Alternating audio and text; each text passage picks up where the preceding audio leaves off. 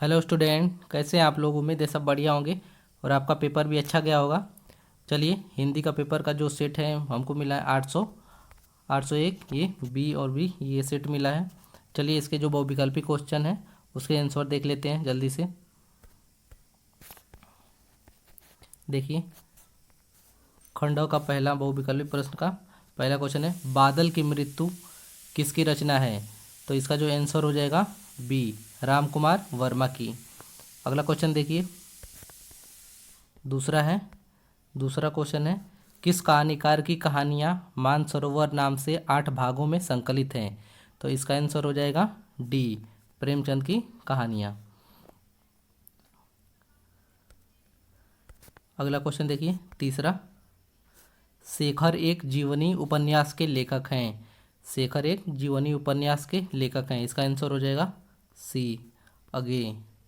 चौथा देखिए, अरे यायावर रहेगा याद की विदा है। तो चौथे का आंसर हो जाएगा सी, यात्रा सहित। अगला क्वेश्चन देखिए, पांचवा, हरिवंश राय बच्चन द्वारा लिखी आत्मकथा के 4 भागों में सम्मिलित नहीं है। तो इसका आंसर हो जाएगा ए, मेरी आत्मकथा। छठा क्वेश्चन है, रीतिकाल की काव्य भाषा है, रीतिकाल की काव्य भाषा कौन सी है। तो इसका आंसर हो जाएगा ब्रज भाषा। सातवां क्वेश्चन देखिए, कवि भूषण की रचना नहीं है, कवि भूषण की रचना नहीं है। तो इसका आंसर हो जाएगा बी, शिवराज भूषण। आठवां क्वेश्चन देखते हैं, द्विवेदी युग नामकरण किस साहित्यकार के नाम के आधार पर किया गया है। तो आठवें का जो हो जाएगा, आठवें का डी, महावीर प्रसाद द्विवेदी के नाम पर किया गया है। नौवां क्वेश्चन देखिए, क्वेश्चन नंबर 9, तार सप्तक के कवियों को अज्ञे ने क्या कहकर संबोधित किया है। तो नौवें का जो आंसर हो जाएगा वो हो जाएगा ए, राहों के अन्वेषी। क्वेश्चन नंबर 10, धूप के धान रचना किसकी है। धूप के धान किसकी रचना है। तो इसका आंसर हो जाएगा 10 का बी, गिरिजा कुमार माथुर की। क्वेश्चन नंबर 11, करुण रस का स्थायी भाव होता है। तो करुण रस का स्थायी भाव होता है शोक। तो इसका आंसर हो जाएगा डी, शोक। क्वेश्चन नंबर 12, चमचमात चंचल नयन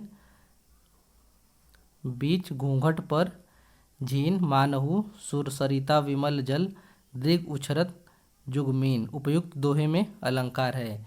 तो इसमें जो अलंकार हो जाएगा 12 का, तो देखिए सी, उत्प्रेक्षा अलंकार।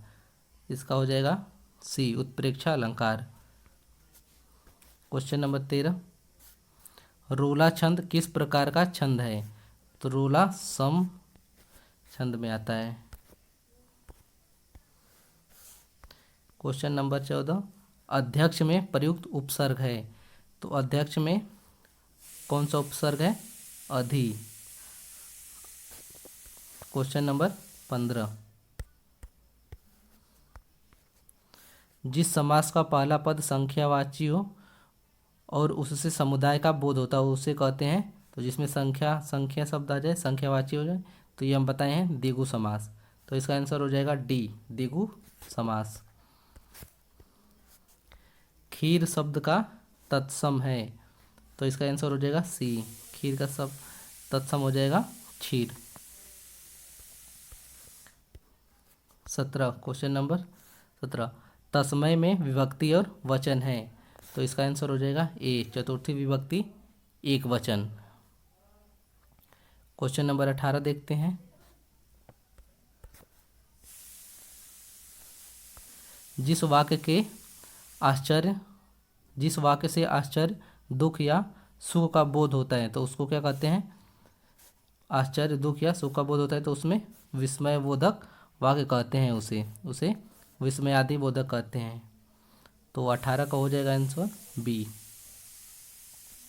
क्वेश्चन नंबर 19 देखिए, रोहन से चला नहीं जाता। इस वाक्य में कौन सा वाच्य है? तो रोहन से चला नहीं जाता, तो इस पर भाववाच्य हो जाएगा। 19 का डी। लास्ट देखिए क्वेश्चन नंबर 20। निम्नलिखित में अविकारी शब्द हैं।